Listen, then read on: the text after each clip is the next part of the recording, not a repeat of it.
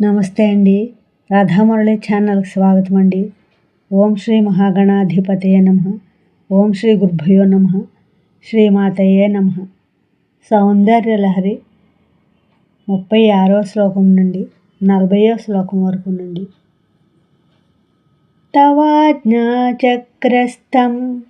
తపన శశికోటిద్యుతిధరం పరం శంభుం వందే పరిమిళితపార్శ్వం పరచిత యమారాధ్యన్ భక్త్యా రవిశశిశుచీనాం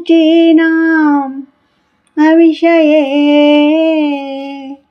నిరాలోకే లోకే నివసతి భాలోకభువనే విశుద్ధౌ తే శుద్ధస్ఫటికవిశదం వ్యోమజనకం శివం సేవే దేవీమపి శివసమానవ్యవసితాం యయోః కాంత్యాయాంత్యాః శశికిరణసారూప్యసరణేః విధూతాంతర్ధాంత విలసతి చకోరీవ జగతి సమున్మీలత్సంవిత్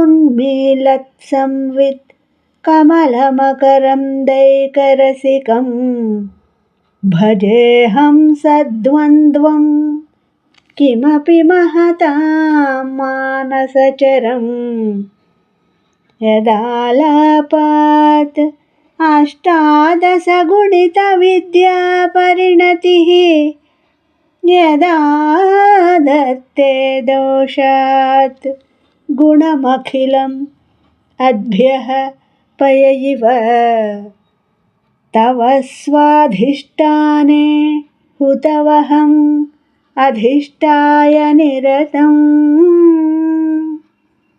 తమీడే సంవర్తం జనని మహతీం తాంచ సమయాం యదా లోకే లోకాన్ దహతి మహసి క్రోధకలితే దయార్ద్రాయా దృష్టిః శిశిరం ఉపచారం రచయతి